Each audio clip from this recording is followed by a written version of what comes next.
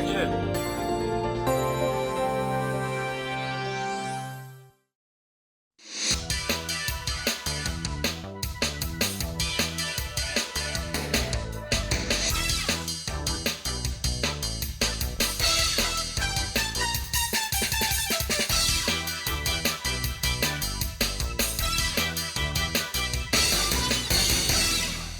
Hello and welcome to a second edition of Banter Gold, the show that looks back over 100 interviews and 25 years of Beacon Banter. Now, despite the interesting, varied and sometimes funny conversations that have taken place over the last quarter of a century, there's one question that just keeps on recurring. Now, how did you first get involved with Beacon, Keith? Now, how did you first get involved in Beacon? Can you remember how you first got into Beacon? How did you get involved into this august club? How did you first get involved? How did you get involved? What was your first filming day like? One of my favourite responses to that question was from Matthew Hampton, and my fantastic friendship with Matt began with him joining Beacon. And as he retells across a couple of interviews, it all had to do something with a series of famous science fiction films. When I was younger, I was a bit of a nerd, you see, and I was playing around at the bottom of my street. And I used to see Steve walking along, and like a couple of other kids used to go up and say hello to him, blah blah blah. One day I thought, yeah, right. And so I walked over. Have you ever seen the film? No, you didn't. Have you ever seen the film Alien? How are you doing then? He's like, yeah, fine. I said, have you seen Alien? What? Have you seen Alien? No. Do you want to borrow it? Yeah, all right then. Where do you live? I've Down the road. school, yes. So anyway, off down the road, I gave him this video, and so I lent you the film, and you tried to repay me by saying, "Do you want to be in this sci-fi movie?" I mean, I have to say, and you're probably going to get a sympathy R here, but you lent me Aliens. It was very kind of you. Aliens, My mum right. said, "There's a little boy at the door." It's about 2 weeks later. A little boy at the door. He wants something, and he's like, "I've come for my tape back." And I said, "Oh yeah, did you watch it?" Yep, No, you really didn't even good. watch it, did And you? I never watched it, but because Fuck yeah. at the time we were looking for new people in Stephen Brown. Yeah. I was an alien, and I can remember a scene with Carol Cooper, Andrew, and James for the Christmas Capers, and They're still in it after all this yeah, time and as I well. didn't actually see it till about 3-4 months after it was actually filmed. So What did you think of it at that stage? Well, I just thought it was like, a real good laugh, and it was something you did like football Yeah. or whatever. Yeah. It's been a good laugh, made a lot of friends for it, and it's really enjoyable, especially when you can get more involved if you really enjoy it, like with editing or filming or acting and stuff. And I mean, you look a skank now, Matt. well, this is all right. It's quite a Not dishy even your shirt, own isn't it? shirt. You haven't shaved. You haven't seen my jeans though. Look at them. holes in them. But when you started your skank, Yeah. the big brown rim that used to go around That your was a neck, trademark, because you wasn't had it? That Had a one. bar for 2 weeks, I seem to remember. I have to admit, I have noticed that I have had a tendency to kind of bully my friends and family to get involved in Beacon, whether it's through devious means with Keith Francis, or just pretending to Jan Seymour that it was just a tiny role with no lines at all, honest. Can't really blame the one and only Steve Launay, really. For being persistent, I guess. Yeah, absolutely. I started off with amateur dramatics. Got dragged along to that. Obviously said I didn't want to get involved. Did not want to do any Everybody acting. says that. You know what I mean? No, yeah. Absolutely. I can't act, Yeah, I said I just want to do a time. bit of lighting, bit of sound, maybe open the curtains or something. But Yeah, you saw your role maybe more in a technical aspect than you absolutely, did yeah. behind the camera and fun of it. And got involved in some plays, got acting. And Steve said to me one night, I run this video club, why don't you come along and act for me? And I was like, And how many video shoots did you try and get me along to? Probably a year. Yeah, nearly a year. I thought I was supposed to join in '93. So you keep persevering, you see, and eventually you sort of say, oh, well, okay, I can sort of... Actually, there was a funny story about how you first joined, because you had to come along, didn't you? Yeah, that's right. Yeah. There's only one way, obviously, to get me along, and Steve lent me his video camera so I could do some things during the week, and said, "Oh, but you're coming to filming on Saturday, aren't you? You can bring it along with you." That's quite subtle, that. Yeah, that got me along. But yeah, I took a friend along with me. I was a bit nervous at 18, bit nervous of Steve anyway. So I took a friend along, and what a day. But it's strange actually seeing Helen there. She was there on my first day. So there's Helen and Vicky and all the old crew, really, all the old lot from Bognor were down there. I think I actually got to meet Neil that day as well. Yeah, 'cause- it was a bit of a sad. Keith, we did this film at Saturday, and I think when Nan and Nell both came out and said hello to everybody as they did, and unfortunately, Nell died about 3 or 4 days later, suddenly, which I was glad Keith met. A bit of a shock. Yeah. What had you heard from Sarah before you actually came along to the filming days? Because you must have heard her say, I'm off filming. Oh yes, yeah, and it was kind of like, oh, you must come along, you must come along. And it was like, no. And then she suddenly sort of like convinced me that it was a very good idea. And I came along and I really enjoyed what I saw. Oh. What was the first thing you saw? What was the first filming day you came to? Is this what you're looking for? Of course, Sarah nicely underplayed that, I thought. Yes. Nice running. Yes, yes. Her breast came through the door with this sort of like triangular thing, which. And her ass followed about an hour later. Yeah. It was good. Yes. I just sort of like came along to watch, and said, I don't want to be in front of anything. I don't want to do it because I just don't do acting type stuff. And then it was like, okay, fine, Jan, don't worry about that. Then one day we had a filming down at Hillsey Lido, didn't we? Yes. And it was Jan, somebody hasn't turned up. So do you think it'd be a guard? But no lines? No lines. No lines. Until it actually came to it and Janny had lines. And yes, if I remember rightly, I played it rather camply. You did. And kept making you laugh. You did. But I got my lines right. Yeah, and you've continually made me laugh since. Yeah. Classic stealth approach from yours truly. But in truth, there have been all kinds of passages of people to come into Beacon Productions. Well, I actually got involved through a work colleague, a woman Jane that I worked with. Oh, yes. I mentioned to her that I did a couple of amateur films when I was at school, and she knew Steve, so she introduced me to him. And then next the rest time is he came history. in. Sort of. Yeah. And you've enjoyed yourself so far, sort of in front of the camera and behind the camera, I think, haven't you? Oh yeah. I've been getting involved with some of the socials and. And you've learnt quite a bit about media in general. Do you think?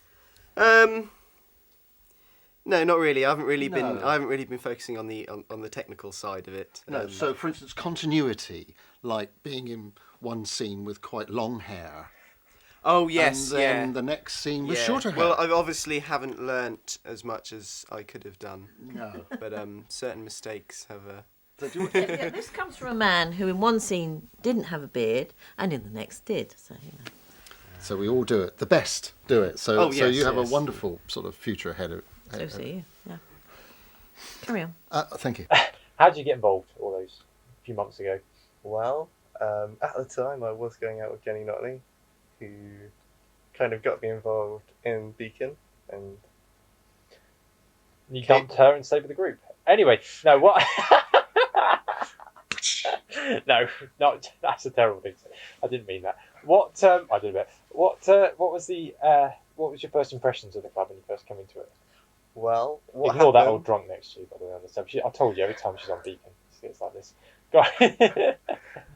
So what happened was I came along, said, come along and see if we can get you involved a bit. And I got here, and you all climbed into a car and drove off. Oh, that's right. Because you were promised a lift, weren't you? And And there wasn't. So what did you think when we drove off? Bastards, or what? Well, I actually went around another friend's house afterwards anyway, so I was alright. But, Right.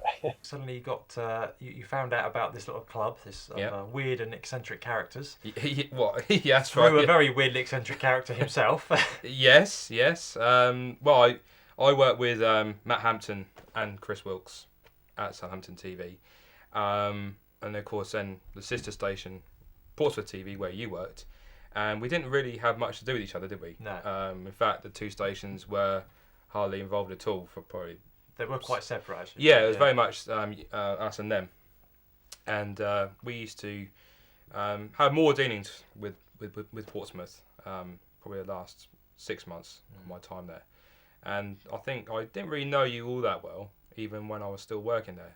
I only knew a few people there at your station. But yeah, it was through them I got to know about it, and they dragged me in. Well, Matt particularly dragged me into it, and I for some reason I agreed. And I think it was about late 2003 that I made my first appearance. What was that first like to come into Beacon and see this studio up in somebody's lounge?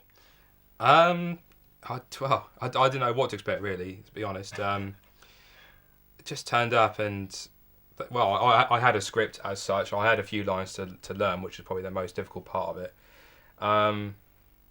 But it was, very cramped, very hot. I remember that because I had to wear a suit, and because I think we were a council of something. Yeah, it was a council of something political, wasn't it? Very political, yeah. And I had to talk with space jargon, which I didn't understand at all. And but it was fun. I enjoyed doing it. At the start, we didn't really want to get involved because Matthew was doing it on his own, and so we thought, well, we'll keep out of it because he doesn't want Mum and Dad dragging around all over the place. And then every so often we sort of offered to use the car and we'd take him around and what have you. And then little by little I ended up playing the odd part, and Anne did as well, which was quite good fun. As I say, we started off, my first part, I think I got my lines just right. I played a dead drunk. I just laying somewhere in a copse with a gin bottle or something like that. So was that quite easy or difficult? It was difficult because they kept rolling me over and I was laying on some sharp sticks, so it wasn't a lot of fun at the time. Could you use any of your sort of life experience in that particular role, or? Well, funnily enough, yes. I think the reason I got picked to do that and the paramedics is that we'd done first aid courses in the past, and we had to deal with people that were pretending to be unconscious, and I always thought that was easy to do, but it's not. You flinch and your eyes move, so it was good. Yeah, it's quite an art to being unconscious, a corpse in fact. It was difficult, actually. It was wet, cold, and the stick was in the middle of my back. Matt's my cousin, isn't he? So Never mind. that was the first thing. So what did he say, sort of like, oh, do you want to get involved in filming, or did you sort of put yourself forward to help? I can't remember actually, but no, it's because I've just moved there, so I had to find some friends. I didn't have any. All these years later, have you found any? No. First of all, I came to a party with my sister and her fella Dominic, which we were going out with at the time, and I think the first part I did was I was a reporter, Ben Parsons. Keith's brother, Oliver's brother, yes. Wow. And I think my first scene was down at the social club, sat at a table where I wasn't quite sure where I should be looking and what I should be doing, so I just played it as I could, as I knew how to from stage. And then over the years, I've started to get used to acting on video, even started to enjoy it. Get people less nervous. Yeah, do that, and off you go then. All right, okay. How did I first get involved in Beacon? Well, that would be primarily through my brother Josh, because he'd been involved in the club for a long time. So I became aware of lots of exciting things going on down the road, because we were actually neighbours of Steve's. We lived in the same road, and a few years before that, when I was really quite small, I used to go around their house and deliver the Avon. So I was definitely, I was aware of what was going on, and there just came a point where I thought, oh well, why not join in one time? It just one of those things that came up, and I thought, why not? So many innocents sort of just descended into the web of Beacon. That's exactly what it was like. Yeah. So when you first met everybody in Beacon, what were your first impressions of them all? I just thought it was really nice to see young people having somewhere to go and something to do, and there were a lot of parties going on and lots of fun things going on, and who wouldn't want to be in their own soap with a bunch of their friends? And there was a good I thought social it was scene. great. It was really great. One of the aspects that Beacon has prided itself over the years is providing opportunities for students to train, using the professional equipment, working with fellow enthusiasts, and using the studio for setups. Ryan, you joined Beacon in 2004. Do you remember back to when you were sort of scooped off the pavement and transferred back to the Magdalene Studios? With complete strangers, yeah. With Josh in the back thinking he was your son. Oh, that's quite a happy family in Loxheath. I'll just jump in their car, I'm sure they won't be as bad as people in Gosport. And then dragged back here. I can't remember that much of the first day. I think it was shut down or something, because I remember the weird lava lamp things that you had all there, and Chris trying to get his Winky out with Ben. That's what I remember very strongly. A lot of strange goings on in Beacon, but it didn't put you off. No, I didn't know how to blend in on my first day. I just sort of stood at the back and watched everyone film. John Leach stressing out over the sound, and everyone else having a laugh with the cameras and stuff. So it's just like normal, filming Sunday. I just thought, okay, I suppose it's what it's like. It's quite relaxed. It's And after a few more, I just got cocky like everyone else. So You've played several parts, haven't you, in different series since you've joined? yeah, I think I have. Yeah. I think you have, don't you know? You were No, a they drugged painter me, in so I Strawberry can't Fields, remember weren't you? them. Yeah. And did you have a rather tragic part in Doorstops? Yeah, Tragic Nigel. I committed suicide, I think. Oh. Did you do it well? Yeah, I played dead really well. I can't really deliver my lines. Well, you asked me at college whether I'd like to come and do a bit of work experience and improve my multi-skilling, and I came along and met a few new people and learnt a few new skills. Is it what you expected? Partially, but no, there's exceeded my expectations in some ways as well. How was that? Very friendly people, and I've learnt a lot in the short time that I have been here. Good. Brilliant. So it's become more of a work experience and almost like a new hobby. Yep, indeed. Good. Now, did you have media aspirations when you were at school? Not when I was at late when I was at school, about year 11 possibly, but not in year 9 when I chose my options, and I actually regret not choosing media as a subject. But when I was very young, I always wanted to be a footballer or something, but as I got older I realised it's very hard to get into that sort of career and just didn't have enough skill. And how did that come about then?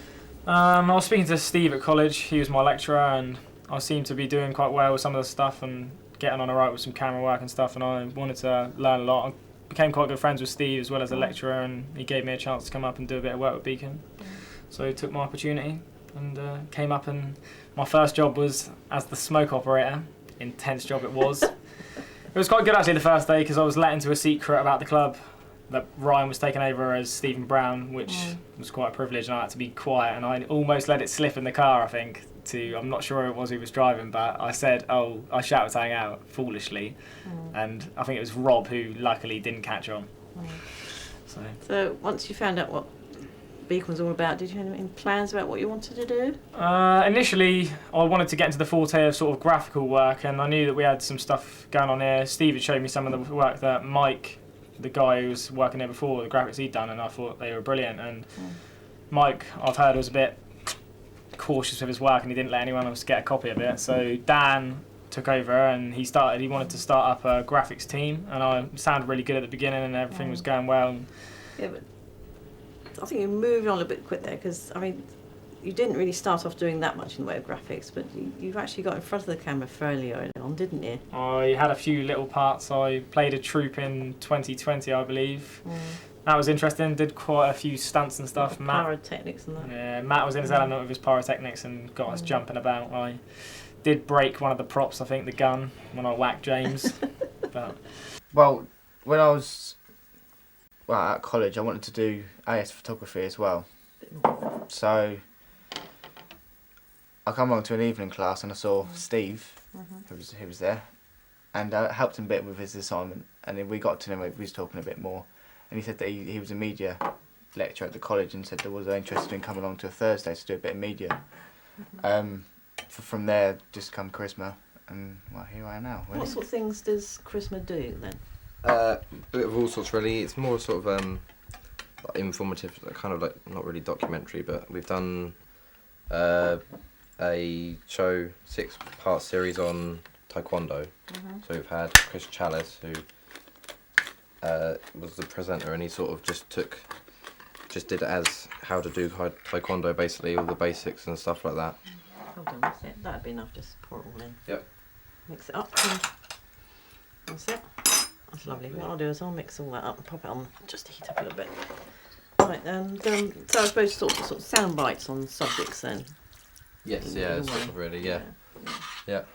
And so from that, you both then moved on to a bit more in Beacon, did you? Yeah, I've only done a little bit, but what I've done has been quite good. I was doing some writing when I was doing a media course at Fam College, and I asked for Steve's help on a script I was writing, and he mentioned that he was doing some sci-fi show called Stephen Brown, and I mentioned that I'd like to do a script for the show, and he got me involved that way. And what's the script called and how are you getting on? It was originally told Moonshot, which was about an earlier story, but when I was writing it, I ended up making quite a few changes to it. Right. So I ended up the title ended up being changed to Deceptions of the Past. Right. And have you just done a brief outline, or have you got to the actual stage of writing the whole thing in its entirety? Or I've completely finished part 1, but I'm almost in the middle of finishing part 2 as well. It's just getting a few things sorted out and making it final. How do you think it's gone? I mean, what's the experience of writing a script for Stephen Brown? It's been really good fun, actually. I like the fact that I've got all these set characters that I'm working with, and I can I'm changing them around a little bit and giving them a little bit more of a backstory to work with.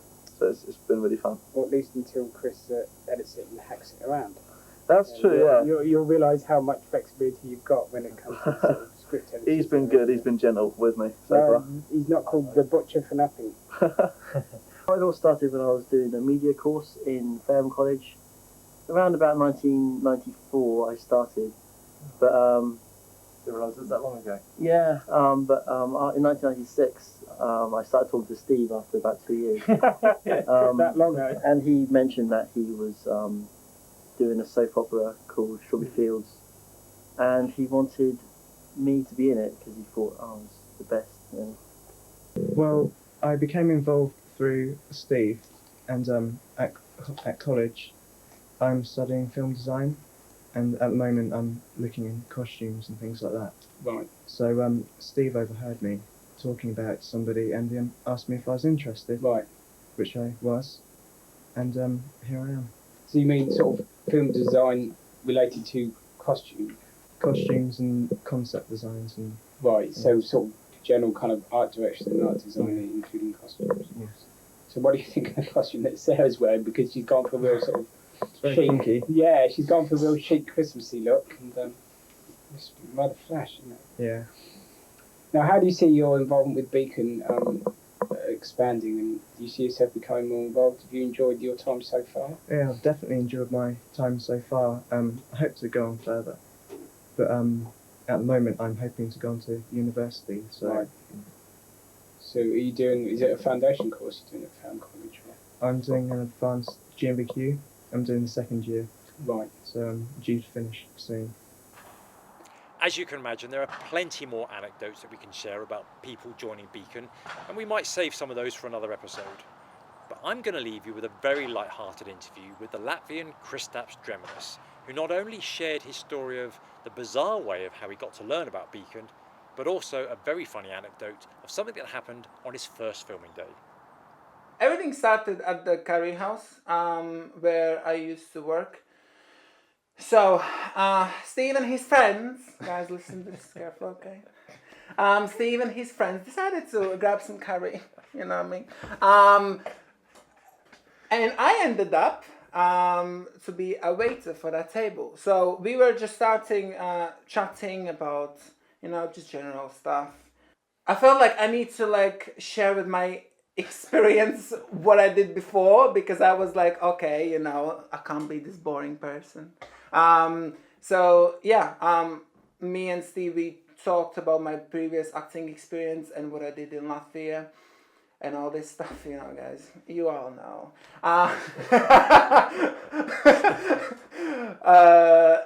And then he told me about the Beacon production. And then I was like, okay, that's nice. Got scared at the start because I was like, I'm not getting involved in this, because you know, acting in front of camera, it's slightly different than massively being on the stage. So, but then somehow he kind of through explaining everything made me so interested, and I was like, okay, I can try. So yeah, that's how it really started at a curry house. Yeah, yeah. Where all good things begin. Absolutely, With and the a curry. really great curry house as well, Yeah. Darjeeling. Okay, a promotion there. Lovely. And did you find learning the lines difficult, or was it easier? Because stage, you have to obviously learn the whole lot, whereas with filming, you can cheat a bit, just do the scenes you're filming that day. So that was my very, very first experience, obviously, and in English language, which I never have done it before. So it was quite difficult because I was stressed. So at some parts, I kind of struggled to talk because I was so nervous, and I started stuttering, and then everything just went downhill. Look, But your I think English is better than any of our Latvian. Well, you've never been slutty. So you can't say nothing. But I think on first day I was like very nervous, but then second and third I was just chilling. I was like, what I need to do, where I need to stand, and I think there's two. And the team was very lovely, so I felt very comfortable. There's two things to talk about. The first time is the first filming day. So you met Tony, and I think we need to make mention of Tony. He couldn't make. He made me nervous. Why was that, and what was it like working with Tony? Well, first of all, he's got a massive acting experience. Like many years, he's been acting. I assume stage acting. Yeah. Stage acting. Yeah. So I'm here, a newbie, and playing next to him, I was like, no, you're just kidding me. And that got me so nervous because seeing his performance, and then I'm a very competitive person, so I was like, I want to be good as well. What are you talking about? So he probably lifted you, perhaps. He did. Like he helped me a lot in terms of acting because he was acting in a way where I felt very comfortable of like smacking him when I needed to. So I would never smack an old person. I'm glad, especially as you work in the NHS. I'm very glad to hear that. Stop exposing me. You know, but like, it takes guts. You know, yeah, absolutely. Obviously, like, I'm a new person into like acting, and then he's got like massive experience. But it's nice that he was very kind of friendly, and he's like, no, we can do this again, or like, oh, Chris, come on. You know, some people would be like, no, you shit, like, get out of here. Like, what are you doing? You're not up my levels. But he made me another interesting thing is sometimes is breaking the ice, and this is the other thing I wanted to say, the little story. There's you sat in the garden opposite Tony, opposite Russ, and then what happened? Revising my lines. And I was so focused, and I was like, you know, very passionate. I'm like, oh, this and this and this. You know, Tony, I'm going to smack you in the face. And then I broke the chair. It's just kind of, it was so fragile. Not that, I don't know, maybe that's because of big ass. Like, I don't know, because, you know what I mean? Like, no clue. But what I remember, the first thing you did, oh my God, Chris broke the chair. Did we got this on camera? And then you decided, are you okay, Chris? I mean, Please. the chair's shattered as well. Every single blooper we did, every single time I did something funny, you were just like, did we got this on camera, guys? That was your first, before you said anything else. Yeah, I'm not going to lie. That is me. I don't think he ever replaced that chair. So, from young and fresh to older and wiser, as our next episode, we're going to enjoy the presence of 3 stalwarts of Beacon. Each one was over 80 years old when they were interviewed on Beacon Banter. Our next episode is dedicated to Helen, to Alf and to Glenda, the octogenarians.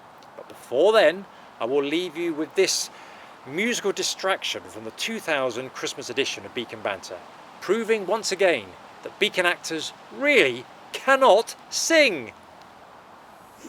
There's no business like show business, like no business I know. Everything about it is appealing. Everything the traffic will allow. Nowhere can you get that happy feeling of when you're stealing that extra bow. There's no people like show people. They smile when they are low. Even with a turkey that you know won't fold. You may be stranded out in the cold, but still you wouldn't trade it for a sack of gold. Let's go on with the show. There's no business like show business, like no business I know. Travelling through the country would be thrilling. Standing in front of opening nights. Smiling as you watch the theatre filling. And as you're feeling out there in the light. There's no people like show people. They smile when they are low. Yesterday they told you would not go far. Tonight be open, and there you are. Next thing on your dressing room, they hang a star. Let's go on with the show. There's no business like show business, like no business I know. Everything about it is appealing. Everything the traffic will allow. Nowhere can you get that happy feeling when you're stealing that extra dough. There's no people like show people. They smile when they are low. Yesterday they told you would not go far. Tonight be open, and there you are. Next thing on your dressing room, they hang a star. Let's go on with the show. Let's go on with the show.